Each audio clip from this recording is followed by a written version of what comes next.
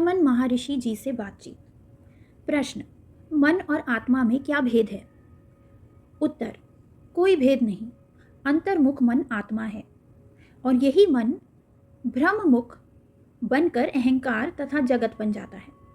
रुई से बने विविध वस्त्र विभिन्न नामों से जाने जाते हैं। सोने से जब विविध अलंकार बनते हैं तब अनेक नामों से जाने जाते हैं, लेकिन सब वस्त्र रुई है और सब अहंकार सोना है।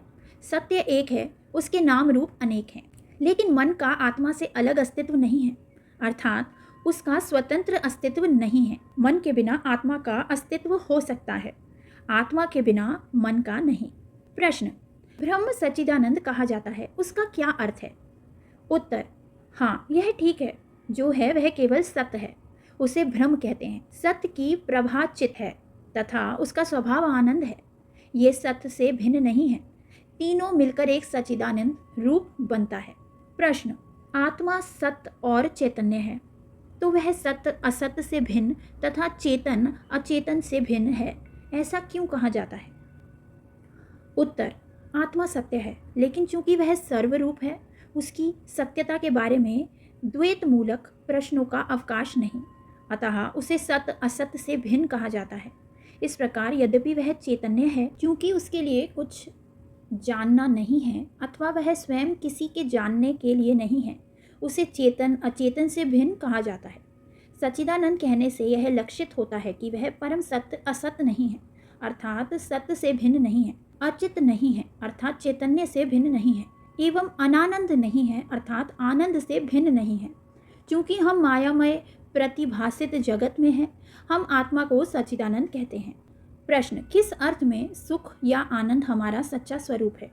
उत्तर, पूर्ण आनंद ब्रह्म है, पूर्ण शांति आत्मा है, केवल उसका अस्तित्व है तथा वही चैतन्य है। जिसे आनंद कहते हैं वह आत्मा का स्वभाव है। आत्मा परमानंद से भिन्न नहीं है। जिसे सुख कहा जाता है उसी का अस्तित्व है। इस सत्य को ठीक समझकर एवं आत्मा की सहज अवस्था में रहकर सनातन सुख का अनुभव कीजिए। यदि मनुष्य यह सोचता है कि उसका सुख ब्रह्म कारणों से और पदार्थों के स्वामित्व से उत्पन्न होता है, तो यह निर्णय करना तर्क संगत होगा कि उन पदार्थों की वृद्धि से उसका सुख बढ़ना चाहिए और उसके कम होने से घटना चाहिए।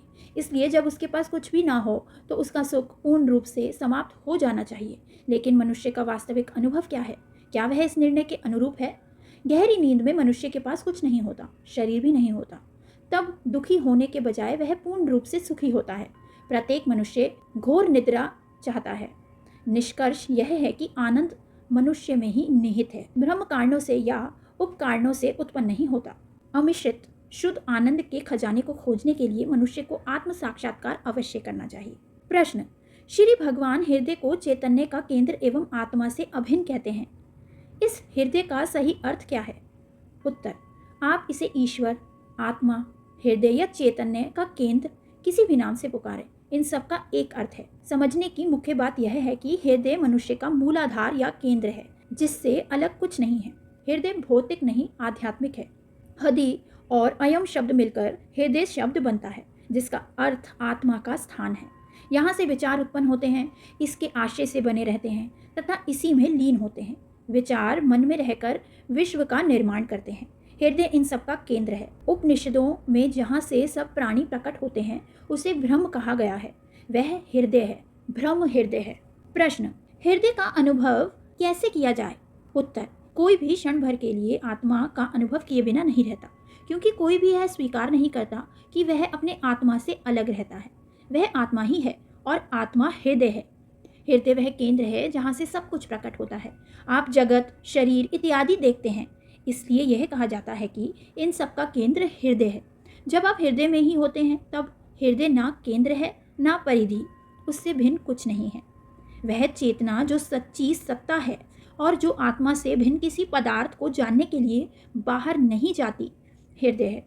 चूंकि आत्मा का सत्य निष्क्रिय चेतना को ही मालूम है, वह चेतना जो सदैव केवल आत्मा को अपना विषय बनाती है, शुद्ध ज्ञान का प्रकाश है।